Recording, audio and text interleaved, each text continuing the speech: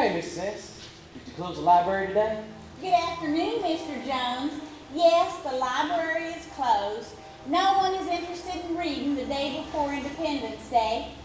I did bring the most important book, though, the history of Gusville. You know, I won an award for writing this extensively researched tome. It has the history of every family in Gusville, and it's exactly what we need for historical accuracy on our float.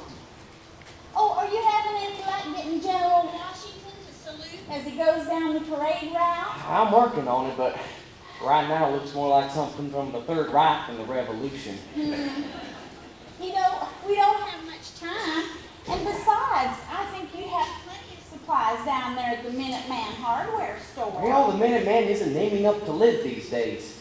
Ever since Shipment City got those 2-box big stores, we haven't been getting our Johnsons like we used to. And what's the big hurry? We got all day. Oh, no. Didn't I tell you? The parade inspector from Johnson City is going to be here in about an hour to check on our progress. We have to get this inspected. Yes, we do. This is no small town parade we're entering. This is the big time, Mr. Jones. The 220th anniversary of our country and the 230th commemoration of the Battle of Gusville, where General Washington defeated the British and set up camp in the very spot that become our fine town. But I don't see why we have to go all the way to Parade City this year when we have a fine Johnson here every year. We have to go to Johnson City because it is the capital of Washington County. Oh, and because this year the entrance with the best historical float wins a great big trophy with General Washington on top, just like a statue.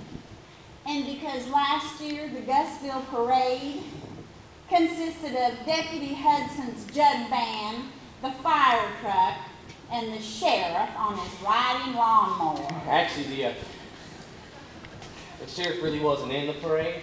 No, he was on that lawnmower because he was too drunk to get into the patrol car to go get more beer. Oh, that's disgusting. What in the name of Dolly Parton is that thing? Hello, Gertie. Mr. Jones is trying to get our mechanical George Washington to work, but it's not going so well. Well, I should say so. That thing looks like a maniacal mannequin that got tangled up in barbed wire and duct tape. And aren't you supposed to decorate the float? It looks just awful. Why, those folks down there in Johnson City are going to think we're a bunch of backwoods pigs. Oh, it doesn't look that bad. And Penelope is bringing over the flowers. Now, flowers make all the difference. And besides, we are not going for aesthetic value. We are going for historical reference. I guarantee you that our float is going to have the most prominence of any float in the parade. Now, don't you start spouting Gusville history to me, Ruby Scarsdale. Why, my family was here long before George Washington ever fired a cannon. I know. Your family is in the history of Gusville, complete with the story of your great-great-grandmother who started the very first cafe in Washington County. That's right, and don't you forget it. Hey, Gertie. Hey, Penny. Hey, Sam. Ruby, I got the flowers for the float. Well, those aren't the most attractive flowers I've seen. You usually have such pretty arrangements coming out of Freedom Flowers. Oh, where's the carnations? Well, they didn't come in. I don't think they're going to come in. I got a call from my supplier, and he says they've run out because of all the flowers they've ordered down in Johnson City. Well, what are these things? These are for a funeral arrangement I put together. Seems old Mrs. Gates wasn't as sick as we thought she was. Well, they look pathetic. Well, now there's nothing we can do about it now, is there? No, there isn't. We're just going to have to make do. Would you set those up on the float? Sure. Have you seen Jenny today? She was supposed to meet me down at the flower shop, and she never showed up. She's going to get off work down to Ben Franklin in 10 minutes to bring down some craft supplies. Last Look at those streamers, Gertie. They're not patriotic at all. Well, What could you keep with her? I don't know. the last time I saw Jenny, she was making eyes at that Deputy Hudson down at the farmer's market. Oh. Why, she could barely keep her hands off of him. I swear she's down to the last man in Johnson County. Well, there's no chance she's gonna let this one get away. Why, she had that young man from Hamilton locked up in his closet her closet for a week. Well, wasn't that how she got hooked up with the deputy? Yep, he was the arresting officer. It's a good thing that man from Hamilton was too embarrassed to press charges.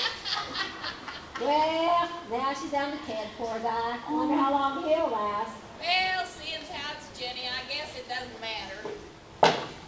What doesn't matter? That matters that you're here. Now we can start decorating the float. Where have you been? You were supposed to meet me down at feeding flowers and carry supplies. Well, I ran into Ted down at the farmer's market. I had to tell him about the dream I had last night. I was being held against my will at gunpoint. Oh, my! I know, I was so scared. They called the SWAT team to come in and rescue me, but they couldn't get in to save me. What happened? Well, when the gunman turned his back, Deputy Ted burst in, bare-chested, knocked the gunman out, and carried me to safety.